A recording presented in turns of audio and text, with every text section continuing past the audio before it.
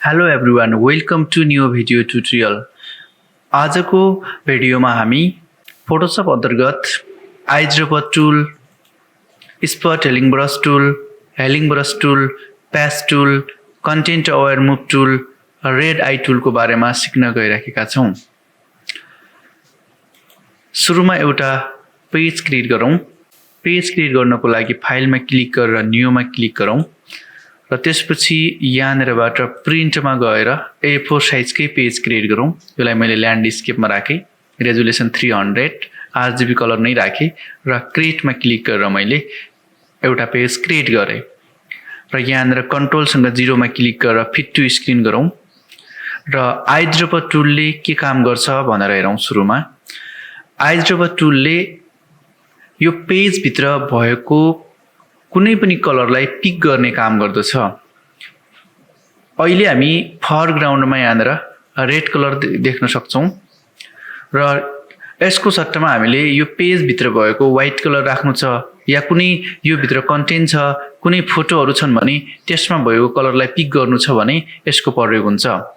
त्यसको लागि आइड्रोपर टुलमा क्लिक गर्ने र यहाँनिरबाट क्लिक गर्ने, यहाँनिर चाहिँ कलर आएको देख्न सक्नुहुनेछ। फर एक्जाम्पलको लागि म एउटा फोटो ल्याउँछु। मैले गुगल क्रोम ब्राउजरलाई ओपन गरे र त्यसपछि यहाँनिर फोटोलाई ल्याउनको लागि pixabay.com वेबसाइट ओपन गरेर यहाँनिरबाट म कुनै फोटो लग्छु। जस्तै फर एक्जाम्पलको लागि यो फोटोलाई म कपी गर्छु। राइट क्लिक गरेर कपी इमेज र त्यसपछि फोटोशपमा गएर मैले मुभ टुलमा क्लिक गरेर तल यो पेजमा क्लिक गरेर कन्ट्रोल भी गरे। यहाँनिर फोटो आएको देख्न सक्नुहुनेछ। अब यसमा भएको कलरलाई पिक गर्नु पर्यो भने यहाँनिर हामीले आइड्रोपर टुलमा क्लिक गर्नु पर्यो र त्यसपछि यहाँनिरबाट कस्तो टाइपको कलर चाहियो त्योमा ट्याक्क क्लिक गर्ने र फरग्राउन्डमा आउँछ। जस्तै मलाई चाहिँ यो ठाउँमा भएको कलर चाहियो भनेपछि मैले यहाँनिर क्लिक गर्नु पर्यो र त्यसपछि यहाँनिर कलर आएको देख्न सक्नुहुनेछ। जस्तै यहाँनिर क्लिक गरे यहाँनिर कलर पिक भएको देख्न सक्नुहुनेछ। यसरी कलर पिक गर्ने काम हामी आइड्रोपर टुलको प्रयोगबाट गर्न सक्छौं। र त्यसपछि यहाँनिर स्पट हेलिङ ब्रश टुल देख्न सक्नुहुन्छ। स्पट हेलिङ ब्रश टुलले हाम्रो फोटोमा भएको कुनै पनि स्पटहरुलाई, कुनै पनि दाग धब्बाहरुलाई मेटाउनको लागि हेल्प गर्छ र धेरै छ भने त हट्दैन, अलिअलि छ भने यसले चाहिँ रिमुभ गर्नको लागि हेल्प गर्दछ।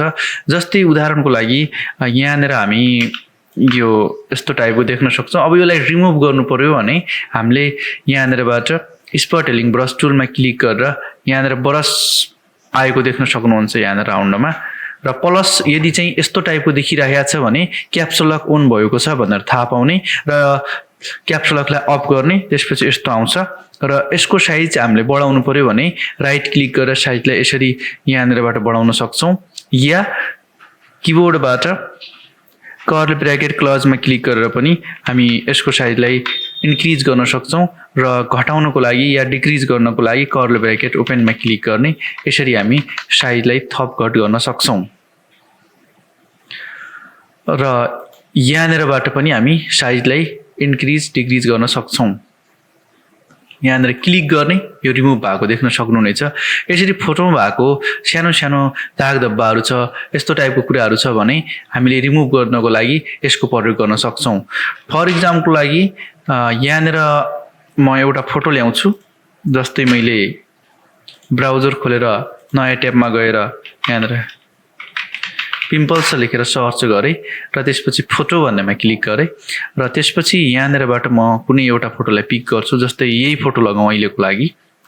क्लिक गरेर मैले यसलाई राइट क्लिक गरेर कपी इमेज गरे र त्यसपछि यहाँनिर कन्ट्रोल भी गरेर पेस्ट गरे। अलि ठुलो गर्छु साइजलाई र त्यसपछि अब यो पिम्पललाई हटाउनु छ, रिमुभ गर्नु छ भने हामी यसको युज गर्न सक्छौं। राइट क्लिक गरेर मैले स्पट हेलिङ ब्रश टुल, हामीले यसको साइज इन्क्रिज अर्को तरिकाबाट पनि गर्न सक्छौं।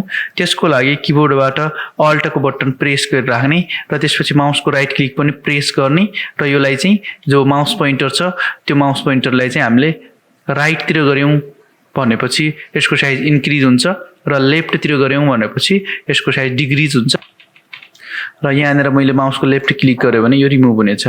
यसरी हामी सानो सानो दाग धब्बाहरुलाई यसको युज गरेर रिमुभ गर्न सक्छौं। त्यस्तै गरेर हामी यहाँनिर हेलिङ ब्रस टुल देख्न सक्छौँ। हेलिङ ब्रस टुलले एक ठाउँमा भएको कुनै पनि कन्टेन्टलाई अर्को ठाउँमा मुभ गर्नको लागि हेल्प गर्दछ। त्यसको लागि हामी कुनै एउटा फोटो ल्याउँ। pixabay.com मै गएँ म र यहाँनिर मैले ROSC लेखेर सर्च गरेँ र यहाँनिर कुनै फोटोलाई हामी पिक गरौँ। कुनै फोटोमा क्लिक गरौँ। जस्तै मैले यो फोटोमा क्लिक गरेँ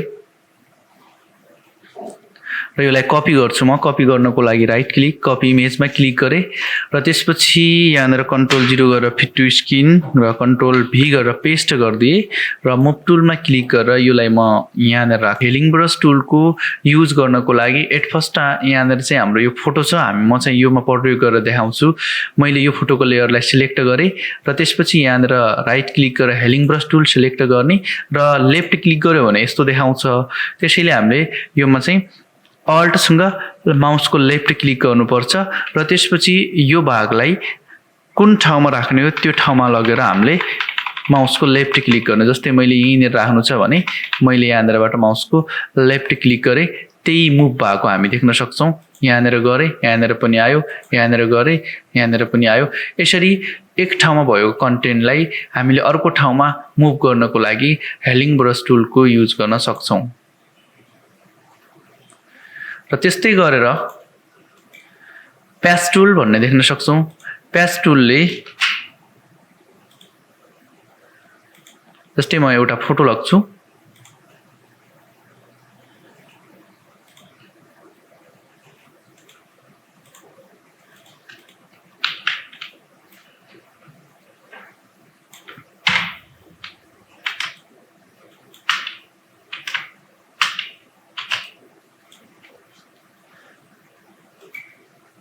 यहाँनिर प्याच टुल सिलेक्ट गरेँ र त्यसपछि प्याच टुलले चाहिँ जस्तो फर इक्जाम्पलको लागि हाम्रो यो ठाउँमा यसलाई मैले माउसको लेफ्ट क्लिक गरेर यसरी सिलेक्ट गरेँ। यो ठाउँमा हामीलाई यताको जस्तो भाग चाहियो भने पहिला सिलेक्ट गर्ने र माउसको लेफ्ट क्लिक गरेर तल ड्र्याग गर्ने। त्यो ठाउँमा चाहिँ यताको जस्तो मुभ हुनेछ। यसरी हामी प्याच टुलको युज गर्न सक्छौँ। कन्ट्रोल Z गरेर मैले हटाइदिएँ। यसलाई हटाउनको लागि कन्ट्रोल D गरेर डिसिलेक्ट गरिदिएँ र त्यसपछि यहाँनिर कन्टेन्ट अवेयर मुभ टुल छ। योले चाहिँ एक ठाउँमा भएको कन्टेन्टलाई अर्को ठाउँमा त्यहाँनिरबाट हटाएर मुभ गर्नको लागि हेल्प गर्दछ। जस्तै फर इक्जाम्पलको लागि यो फ्लावरलाई हामीले यो ठाउँबाट मुभ गर्नु छ भने यसलाई सिलेक्ट गर्ने र अलिकति यता मुभ गर्नु छ भने यसरी ड्र्याग गरेर यहाँनिर इन्टर क्लिक गर्ने र त्यसपछि यो मुभ हुनेछ। यस्तो टाइपको टास्कहरू गर्नु पर्यो भने हामी कन्टेन्ट अवेयर मुभ टुलको युज गर्न सक्छौँ। र त्यसपछि हामी यहाँनिर रेड आई टुल भनेर दिएको देख्न सक्छौँ। रेड आई टुलले चाहिँ हाम्रो फोटोमा भएको रेड कलरलाई ब्ल्याक बनाउनको लागि हेल्प गर्दछ। भने यसको युज चाहिँ खासमा फोटो खिच्दाखेरि यदि आँखामा रेड आयो भनेपछि त्यसलाई रिमुभ गर्नको लागि युज हुन्छ। यहाँनिर क्लिक गर्यौँ, यो चाहिँ ब्ल्याक भएको देख्न सक्छौँ। यसरी हामी रेड आई टुलको युज गर्न सक्छौँ।